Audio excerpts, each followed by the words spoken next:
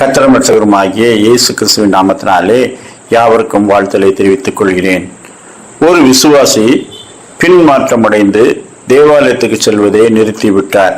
அநேக நாட்களுக்கு பிறகு அவர் ஆலயத்துக்கு வருவதில்லை என்பதை அறிந்த போதகர் அவரை தேடி அவருடைய வீட்டிற்கு சென்றார்.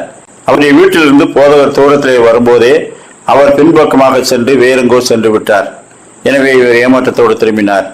இப்படி 4-5 முறை அவரை தேடி சென்று மீண்டும் திருச்சபைக்கு வாருங்கள் என்று அழைக்க வருகிறார் என்பதை அறிந்தபோது அவர் போதகரை சந்திப்பதை தவிர்த்து கொண்டே வந்தார். சில மாதங்கள் கழித்து போதகர் அவரை ஒரு பஸ் நிறுத்தத்திலே நின்று கொண்டிருக்க கண்டார்.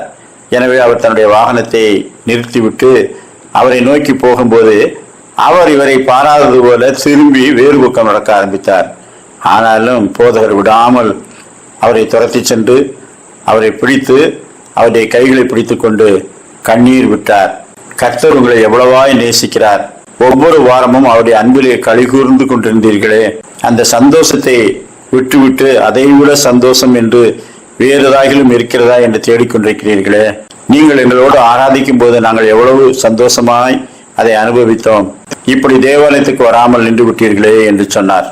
அவர், ஐயா, எனக்கு நேரம் இல்லை, மற்றபடி எனக்கும் கடவுளுக்கும் நல்ல தொடர்பு இருக்கிறது, விசுவாசிகளை நேசிக்கிறேன், நான் சீக்கிரத்திலே வருவேன், எனக்காக ஜெபம் பண்ணிக் கொள்ளுங்கள் என்று சொல்லி தப்பித்து விட்டார். ஆனால் இரவிலே கர்த்தர் அவரோடு பேசினார். கர்த்தர் எவ்வளவாய் உன்னை நேசிக்கிறார், தம்மை அண்டிக் கொள்ளும்படிக்கு நல்ல கிருபைகளை தந்திருக்கிறார். அநேக தேசங்களிலே அவரை ஆராதிக்க முடியாது, ஒரு நாமத்தை சொல்லி தியானிக்க முடியாது, எல்லாம் தடை செய்யப்பட்டிருக்கிறது. சந்ததி சந்ததியாக நரகத்தின் குழிகளுக்குள்ளே போய்கொண்டிருக்கிறார்கள். அப்படி இருக்கும்போது கர்த்தரை அறிந்திருக்கிற ஒரு தேசத்திலே பிறந்து அவரை ஆராதிக்கும் ஒரு வாய்ப்பை உனக்கு கொடுத்திருக்கிறார் என்றால் கர்த்தர் உன் மேல் வைத்த நேசம் பெரியது. அவர் உன்னிடத்தில் என்ன கேட்கின்றார்? மனம் திரும்பி அவரை பற்றி கொள்ள வேண்டும். மனம் திரும்புதல் என்ற அனுபவத்தை நீ பெற்றிருந்தாயானால் பின்மாற்றமாய் போகக்கூடாது, அவரை பற்றி கொண்டிருக்க வேண்டும். இதைத்தானே சொல்லுகிறார். அதை ஏன் செய்ய தவறுகிறாய் என்று ஆவியானவர் அவருடைய இருதயத்திலே பேசிக்கொண்டே இருந்தார்.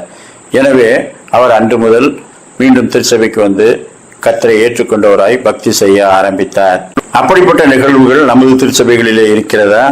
தேவாலயத்துக்கு வராமல் பலவித காரணங்களாலே சோர்ந்து போனவர்கள், திடீரென்று கர்த்தரை பகைக்கிறவர்கள், பின்மாற்றமாய் போனவர்களை மீண்டும் தேவாலயத்துக்கு திருப்பிக் கொள்ளும்படிக்கு மூப்பர்களிலே யாராவது முயற்சி எடுக்கிறார்களா? திருச்சபை விசுவாசிகள் யாராவது அவர்களை சந்தித்து ஆறுதல் சொல்லுகிறார்களா?